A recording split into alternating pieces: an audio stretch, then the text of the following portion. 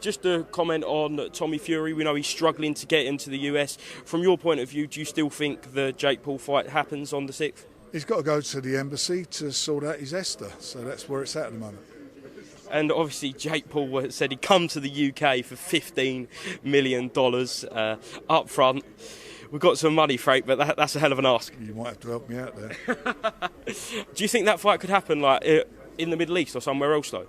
I don't know. Listen, I hope it happens in August. We'll see what happens.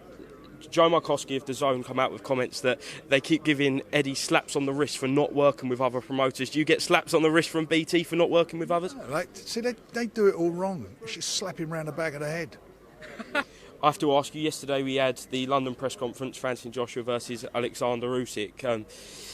We just see Joshua signed a long-term deal with DAZN, and now we don't know where that fight's going to land. So, from your point of view, Frank, technically, could BT make a play for that fight? Well, it's out there on the market, so I understand they're the people who own the rights for it, which is the company based in Saudi Arabia. They're looking to get the. I don't think it's just about money for them. Obviously they want to recoup some of the huge amounts of money they laid out for this fight. It's also about getting a profile and getting the fight being seen, because that's what it's about. It's about selling Saudi Arabia as a venue to go to, as a major sports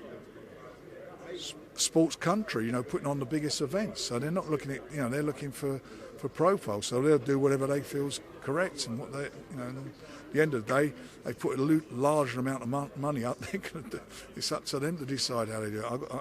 Whatever they do, they do. Recently, your man Tyson put out a statement saying that he tried to make the AJ fight at least 6 times, called him a prima donna, a bitch. What do you make of them comments? And is that true? Has the fight tried to be made multiple times? And is it AJ always putting it back? No, it was been made. The offers, but it's all water under a bridge. They're fighting on the 20th, and whoever wins. And I fancy it'll be Usyk, but you never know. I hope AJ does win, because we want to see the Brits in there, keep everything over here.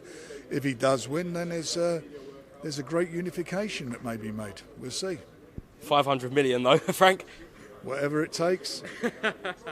Deep pockets there, deep pockets. Just had the press conference here, Joyce versus Christian Hammer. It wasn't the fight you wanted, we all wanted, but fantastic to get Joyce out after a year of inactivity. Yeah, he's coming off a really bad injury, having snapped his wrist. He's back in there. He's in with a guy who's competent, he's strong, he's tough, and I think we'll get a decent fight on the night. 100%. And I spoke to Joe, I think it was on Tuesday at the workout, and he's very frustrated, as you are, with Joseph Parker. There's the 1.2 mil bids coming out from Ben Shalom. Just what do you make of the whole situation, just to round that off? Load of bollocks.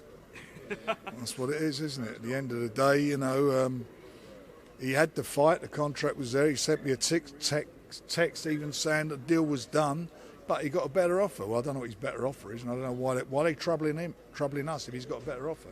Get on with his own business. Joyce fights on BT and he fights for Queensbury, and that's it. And if Parker wants to fight, he knows where to come. He's the number one, Joyce. Parker's a New Zealander. He means, he's an opponent coming here to fight Joyce. That's how I look at it. And the rest of it don't matter. All being well, though, you said yourself you want Joe out again in September if he gets past Christian. Is that going to be a big fight for him? Yeah, we're looking for a big high-profile fight for him. He's got to get through this one first on Saturday.